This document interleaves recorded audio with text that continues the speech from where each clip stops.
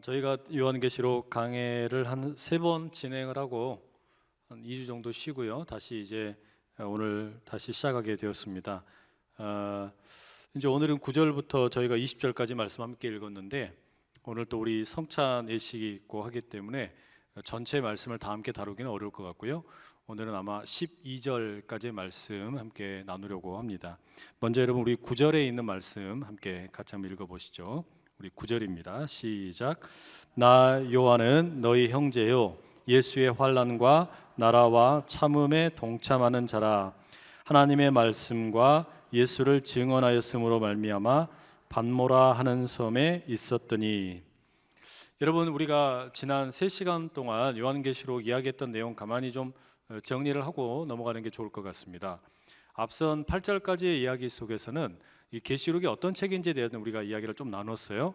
그래서 요한계시록은 무언가를 보여준다. 그러니까 역사는 하나로 흘러가지만 우리에게는 보이지 않는, 그러니까 말하면 땅의 차원이 아니라 이 하늘의 차원에 있는 어떤 그 역사의 차원을 보여준다라는 의미에서 계시의 말씀이다라는 이야기를 함께 나누었고, 동시에 요한계시록은 무언가를 들려준다.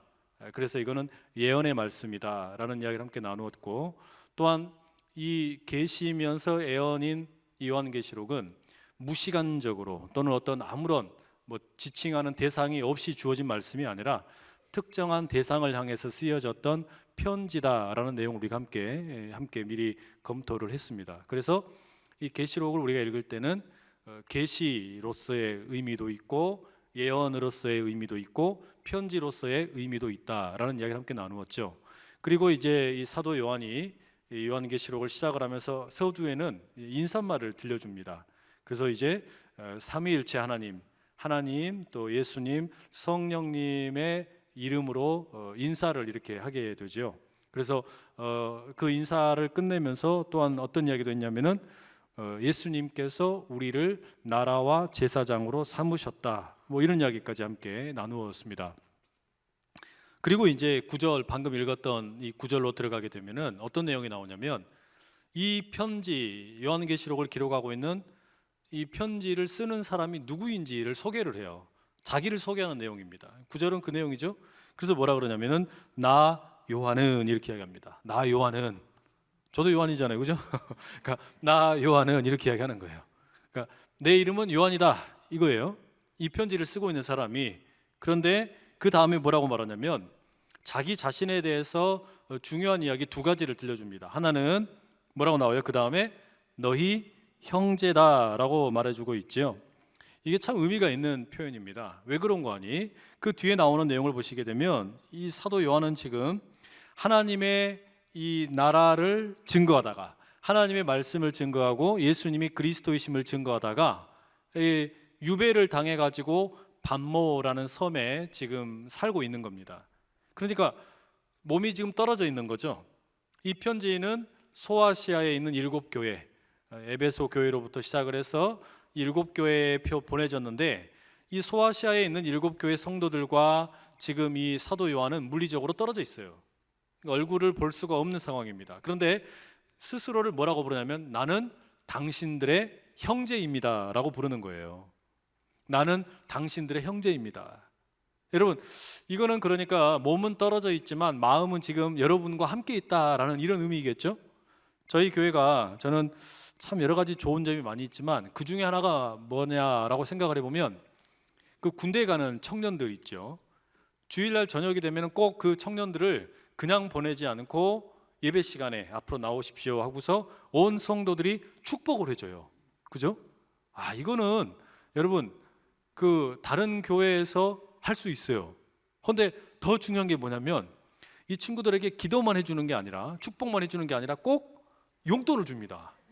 이런 교회가 어디 있어요. 그래가지고 빵 사 먹으라고, PX 가가지고 배고프면 뭐 먹으라고. 그래서 얼마 들었는지 아세요, 여러분? 그게 5만 원이나 들었어요. 많이 들었죠? 이렇게 여러분, 우리가 이 군에 가는 청년들에게 얼마 되지 않는 금액일 수도 있지만 이 마음을 나누는 이유는 뭐냐면, 우리는 몸이 떨어져 있을지 모르지만, 한 20여 개월 동안 몸이 떨어져 있을지 모르지만 우리는 서로 간에 형제다, 우리는 서로 간에 자매다, 이거 이야기해 주는 거거든요. 그러니까 여러분, 이 교회라는 어떤 공동체가 건강한 공동체가 된다라고 하는 것은 궁극적으로는 뭐가 있어야 되는 겁니까? 성도들끼리 서로 보고 싶은, 안 보면은 막 그냥 몸살이 나는 이 사랑이 있어야 되잖아요. 지금 사도 요한은 자기가 편지를 쓰고 있는 그 소아시아에 있는 7교회 성도들을 향해서 나는 여러분의 형제입니다 라고 그러는 거예요. 윤복희가 불렀잖아요, 그 노래. 나는 너의 이러고 하는 거잖아요. 영원한 형제야 뭐 하고 하잖아요. 그죠? 마치 그것처럼 지금 이 사도 요한은 자신의 편지를 받아 읽게 되는 그 성도들을 향해서 저는 여러분의 형제입니다, 여러분의 자매입니다, 이 이야기를 지금 나누는 거거든요. 제가 묻고 싶어요.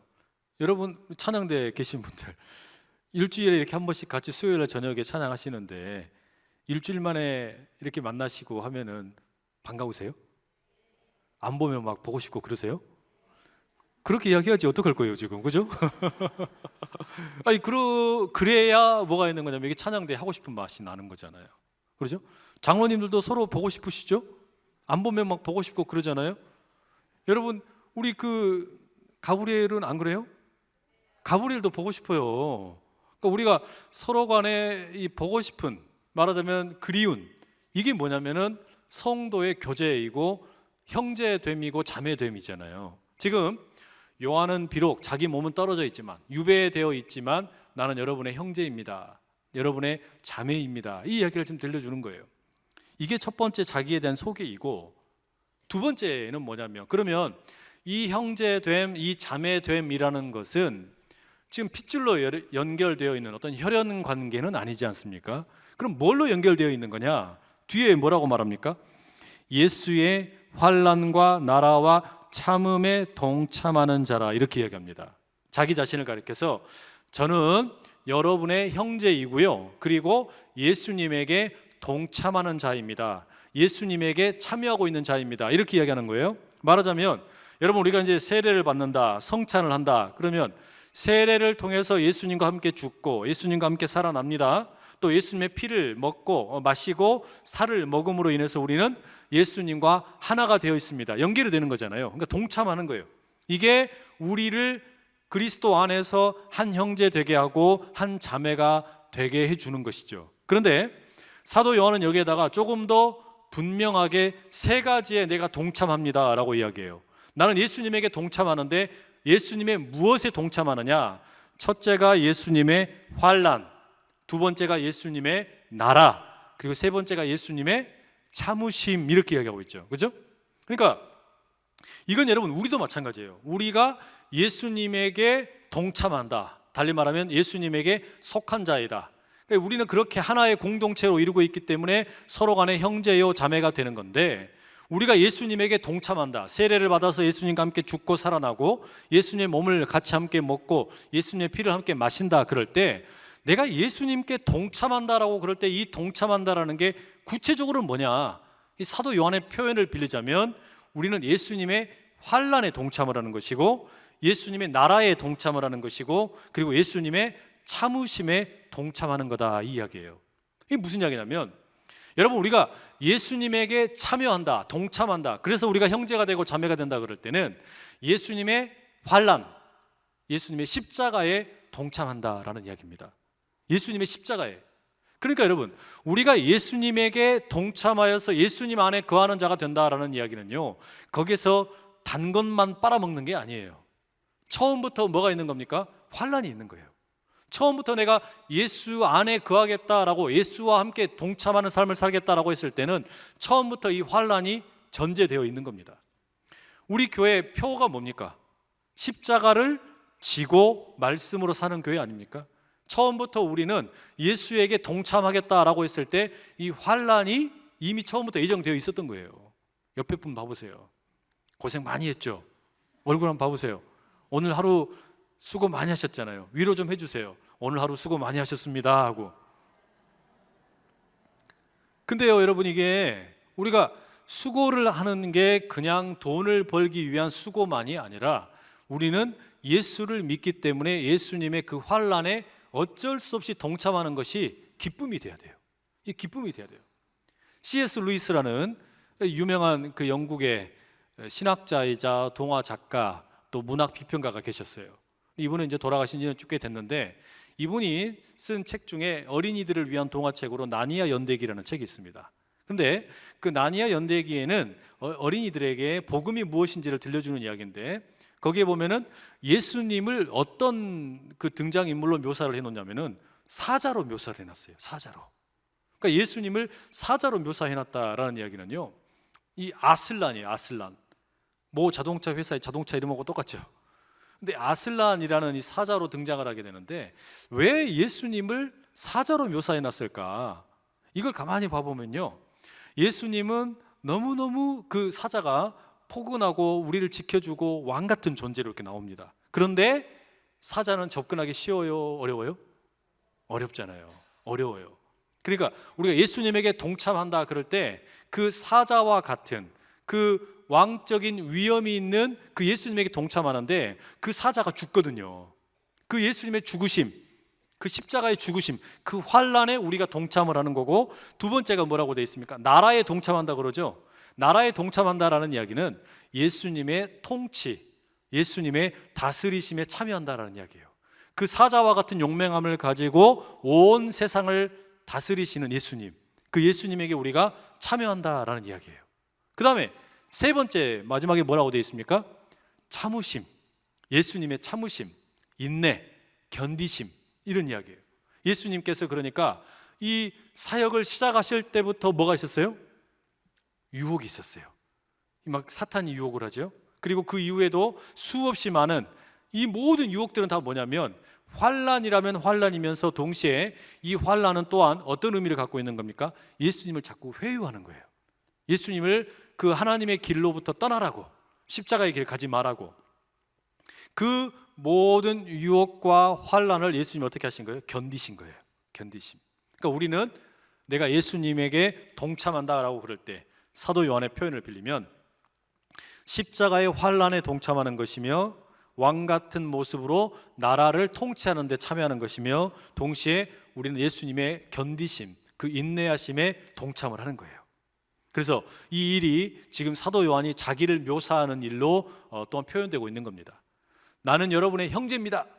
왜 형제냐? 우리는 예수의 그 모든 환난과 나라와 참으심에 함께 동참하고 있기 때문에 형제입니다 라고 말하는 거예요.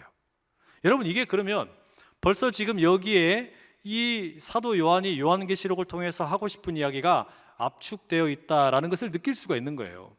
여러분이 만약에 진짜로 예수님에게 동참하는 자라면 자연스럽게 여러분에게는 환란이 따라옵니다. 그 이야기 아니에요? 그죠? 그 다음에 그러나 여러분은 왕처럼 이 온 세상을 다스리는 주님의 백성입니다. 통치자입니다. 동시에 그런 여러분을 날마다 회유하는 수없이 많은 유혹들도 있고 어려움도 있을 것입니다. 그러나 그거 견뎌내십시오.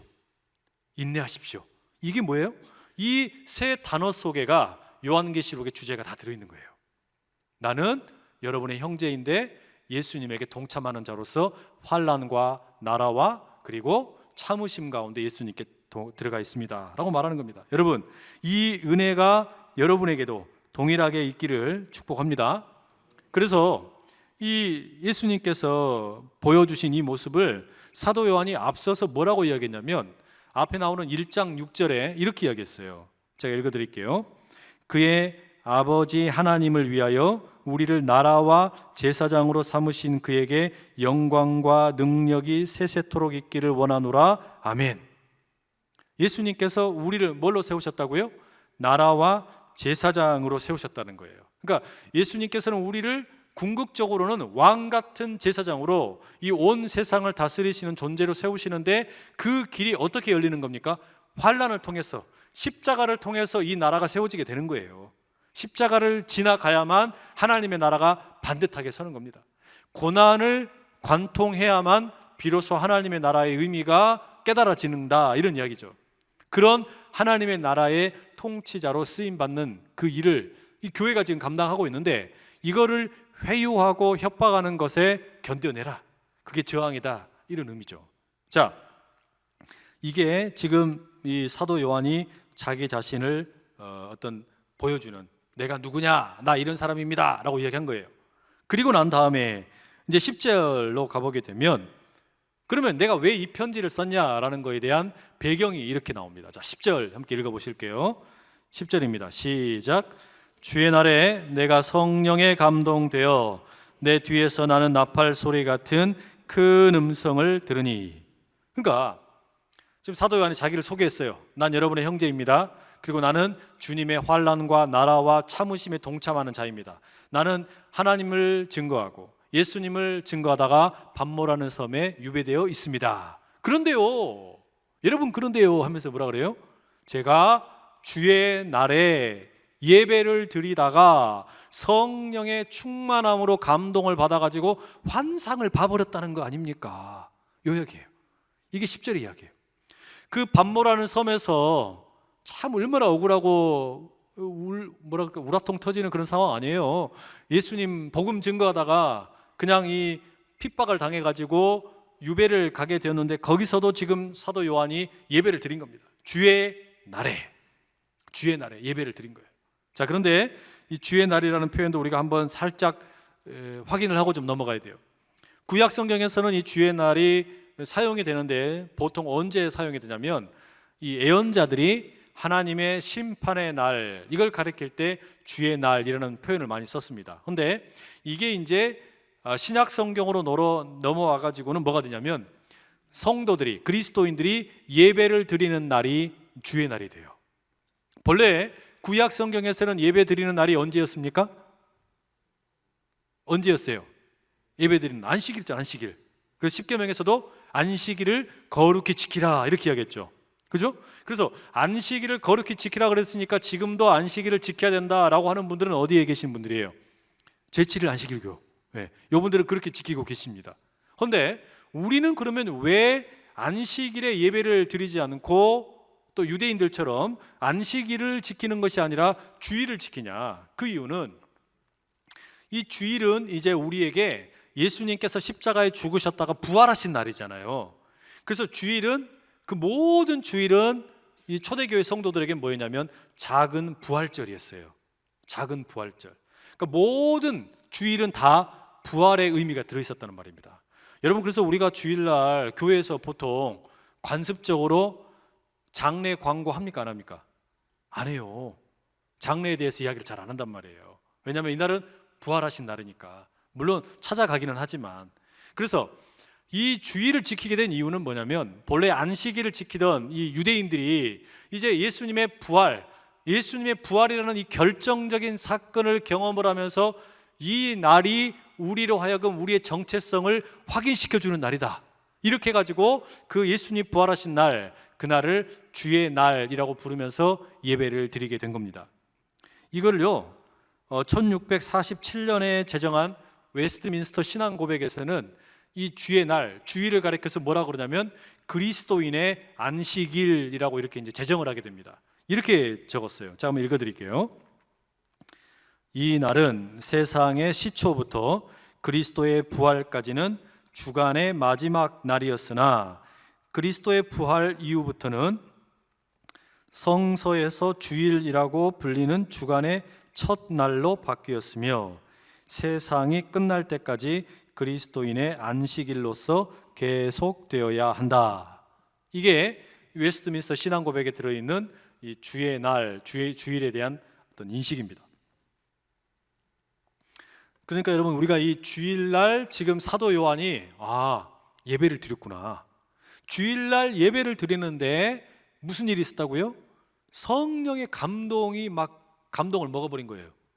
이 사도 요한이 성령의 감동을, 또 충만함을 경험을 한 거죠. 그러면서 환상이 펼쳐지는 것을 보게 된 겁니다. 그리고 뭐라 그래요? 성령에 감동되어 내 뒤에서, 사도 요한의 뒤에서 나는 나팔 소리 같은 큰 음성을 들으니, 그러니까 큰 나팔 소리와 같은 음성을 들은 겁니다. 이건 에스겔에 나오는 표현들이 이제 차용이 된 표현들인데, 지금 여러분 여기서 먼저 우리가 기억할 게, 예배 드릴 때마다 이런 감격이 있으시기를 축복합니다. 막 예배를 드리면 막 성령의 충만함이 막 경험이 되어가지고 가만히 있을 수 없는 이런 어떤 희열, 감격, 이런 것이 우리를 날마다 붙잡고 또 돕는 하늘의 능력 될 수 있기를 축복합니다. 아니 예배에 1시간 드리는데 그때가 그렇게 막 지루하고 따분하고 막 그냥 졸려가지고 막 허벅지 꼬집고 막 이러면 곤란하잖아요. 그 시간에는 그냥 너무 좋아가지고 내가 이 시간은 이 땅에서 내가 열심히 살던 것과 그 시간들도 너무너무 소중하지만 이 시간은 내가 예수님 만나는 시간이다. 성령의 충만함 가운데 하늘의 역사를 경험하는 시간이다. 내가 천국의 잔치를 미리 맛보는 시간이다. 요한계시록에 보면은요, 그 예배에 대한 광경들이 군데군데 막 나옵니다. 이제 앞으로 보시면 나오실 거예요. 예배에 대한 모습을 얼마나 막 아름답게 묘사해 놨는지 몰라요. 그래서 어떤 분들은 요한계시록을 가리켜서 예배의 책이다라고 말하는 분들도 계세요. 천상의 예배를 막 보여주거든요. 천상의 예배 막 보여주면서 하늘에서 드려지는 예배가 얼마나 영화롭고 장엄한지 막 이런 걸 막 보여주는 거예요. 그림을. 지금 그래서 그런 예배의 영광이 우리 모두 가운데 늘 있기를 간절히 축복합니다. 자, 그렇게 해서 이 사도 요한이 예배를 드리다가 막 감동 가운데서 자기 뒤에서 막 큰 나팔 소리 같은 음성을 들어요. 여러분, 그럼 음성을 들었으니까 지금 이거는 귀를 강조한 거예요? 눈을 강조한 거예요? 손을 강조한 거예요? 입을 강조한 거예요? 코를 강조한 거예요? 귀죠. 네. 성경 우리 특히 요한계시록 읽다 보면은 감각을 깨우는 말씀들 많이 나온다 그랬잖아요. 눈, 뭐 코, 귀, 입, 또 촉각 이런 거 오감을 막 자극을 합니다. 그래서 계시는 눈을 향하여 보여준다. 예언은 귀를 향하여 들려준다.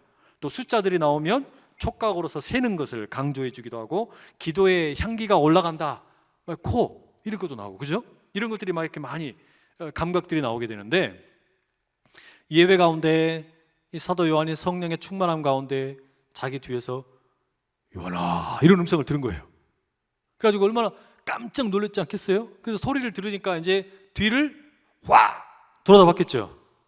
그죠? 그게 11절의 내용이에요. 자, 11절 함께 읽어봅니다. 시작.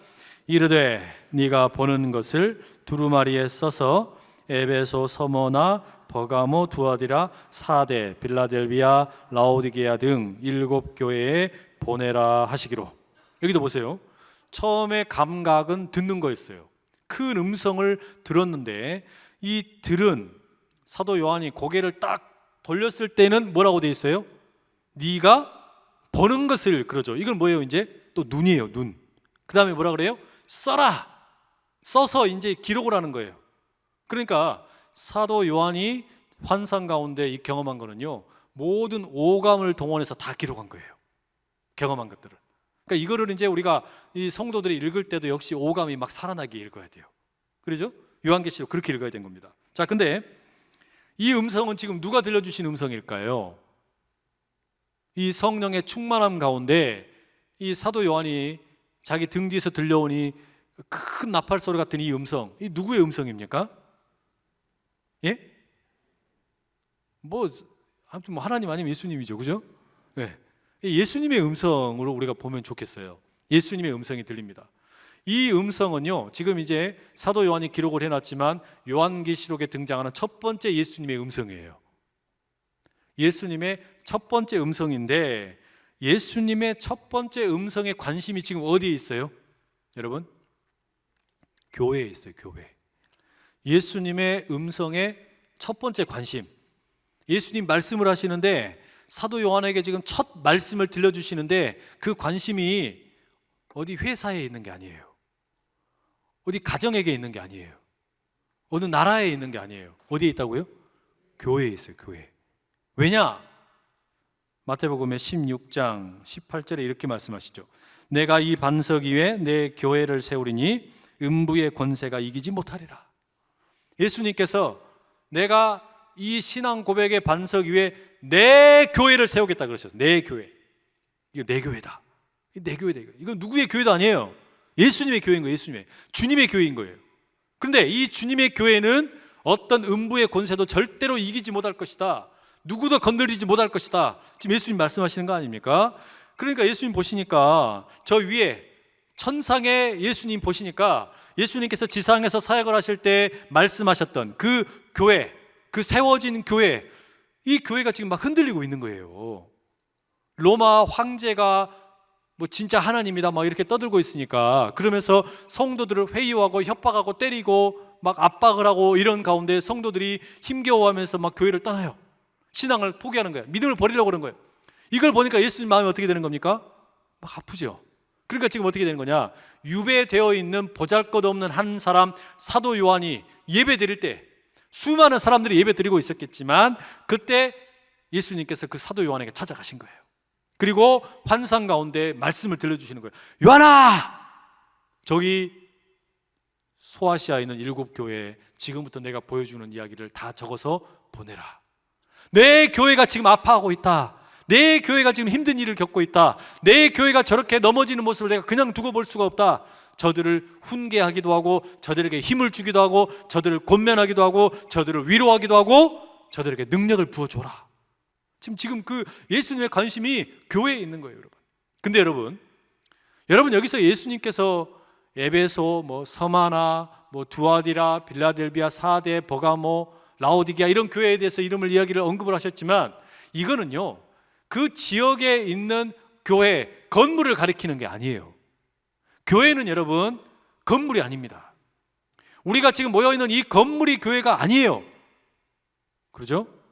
이건 그냥 건물이에요. 그럼 교회는 뭐예요? 교회는 성도들의 모임이 교회예요. 교회, 모일 회자 아닙니까? 그러니까 성도들의 모임이 교회예요. 성도들의 모임. 무슨 이야기냐면, 예수 그리스도에게 동참을 하는 한 사람 한 사람의 성도들의 모임, 이게 교회란 말이에요. 달리 말하면 여러분이 교회예요. 여러분 한 분 한 분이 교회라는 이야기예요. 우리의 모임이 교회예요. 지금 그러니까 예수님의 관심이 어디에 있는 겁니까? 바로 우리에게 있다는 거예요. 우리에게. 이 건물에게 예수님의 관심이 있는 게 아니라 여러분 한 사람 한 사람에게 예수님의 최고의 관심이 있는 거예요. 저 천상에 계시는 예수님께서 위에서 보시다가 성도가, 여러분이, 그리고 우리의 모임이 흔들리는 분들이 보여요. 믿음이 막 흔들흔들하는 분들이 보여요. 그럼 예수님이 어떻게 되시는 거예요? 안타까워가지고 오늘날도 사도 요한 같은 그런 한 사람들 깨워서 뭐 하시는 겁니까? 가서 내 교회를 이렇게 세워라. 내 교회가 저렇게 쓰러져서 자빠지지 않도록 도와라. 권면하고 격려하고 세워줘라. 이 이야기 아니에요. 이야기. 예수님의 관심은 이만큼 우리를 향하여 있습니다. 이만큼 교회를 향하여 있는 거예요. 예수님께서는 우리가 그냥 넘어지는 꼴을 못 보시는 거예요. 저 위에서도 예수님께서는 그래서 하나님을 향하여 중보자로 계시는 거 아닙니까? 우리를 향하여 중보하고 계시는 거예요. 지금 그 예수님의 마음, 여러분, 이 주님의 관심 가운데 있는 여러분 절대 흔들리지 않습니다. 이 믿음 가지고 예수님께서 저 위에서도 지금도 나를 눈여겨보고 계시는구나, 그 은혜가 우리 모두 가운데 있기를 간절히 축복합니다.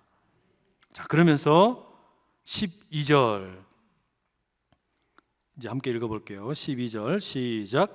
몸을 돌이켜 나에게 말한 음성을 알아보려고 돌이킬 때에 7 금촛대를 보았는데. 자, 지금까지 나온 것은 뭐예요? 뒤에서 들려온 음성이죠.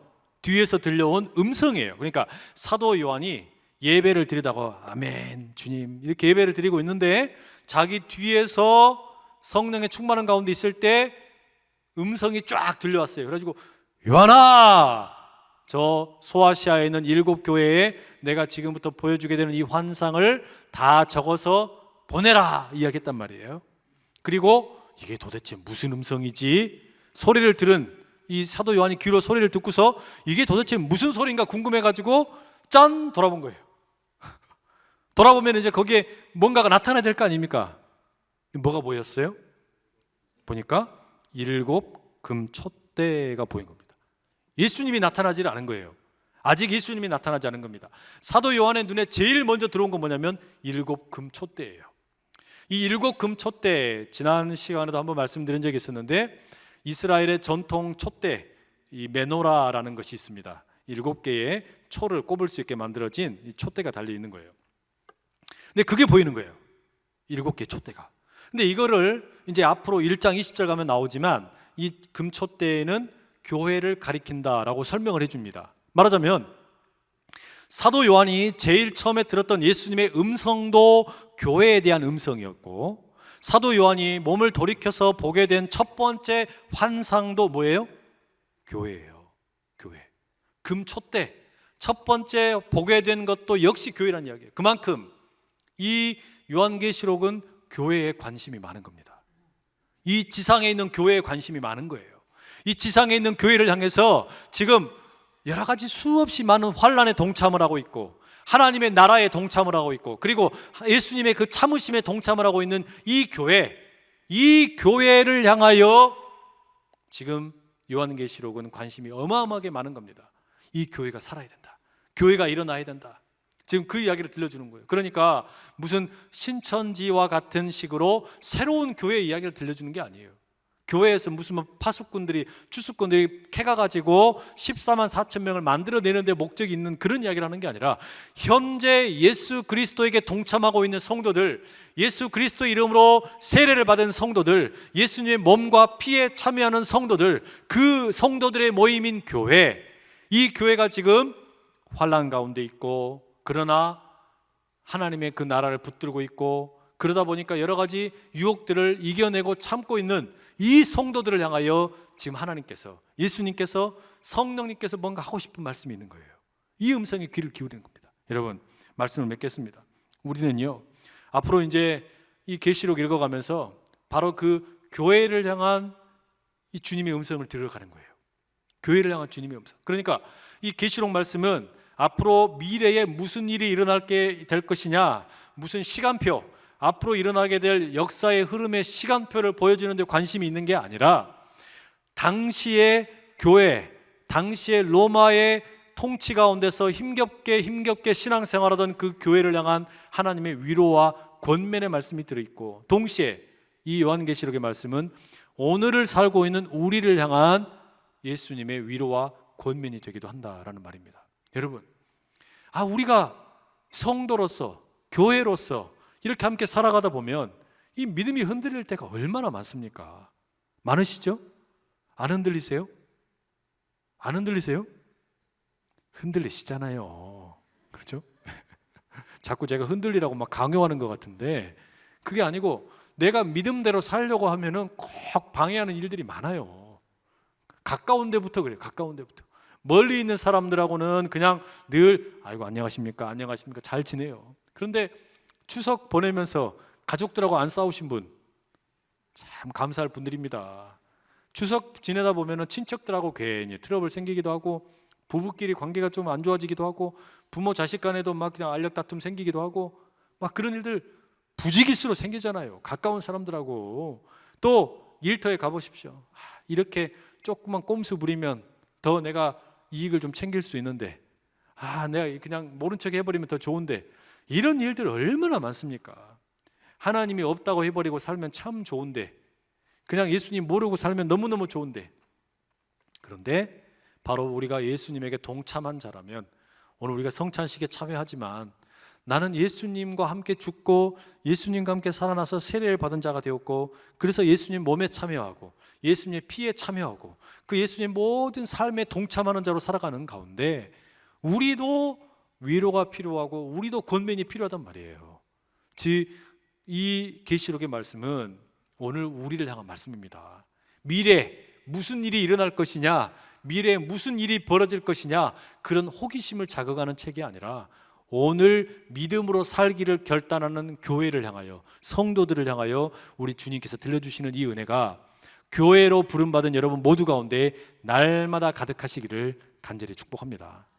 기도하겠습니다. 사랑하는 아버지 하나님, 우리를 교회로 부르셔서 성도가 이 땅 가운데 주님 붙잡고 말씀으로 살아가게 하시니 감사합니다. 아버지 하나님, 그러나 우리의 살아가는 이 인생이 쉽지 않아서 때때로 어려운 일도 많고, 때때로 믿음으로 산다는 것이 힘들어서 우리도 넘어질 때도 있고, 이 믿음을 포기하고 싶은 유혹에 빠질 때도 있음을 고백합니다. 그러나 소아시아에 있는 7교회를 향하여 내 교회가 흔들리는 모습을 그냥 내버려 둘 수 없어서 천상의 예수님께서 사도 요한을 통해 요한계시록의 말씀 들려주셨듯이 오늘 우리에게도 주님의 그 놀라운 사랑과 은혜의 메시지가 날마다 가득하게 하여 주시옵소서. 예수님의 이름으로 기도합니다. 아멘.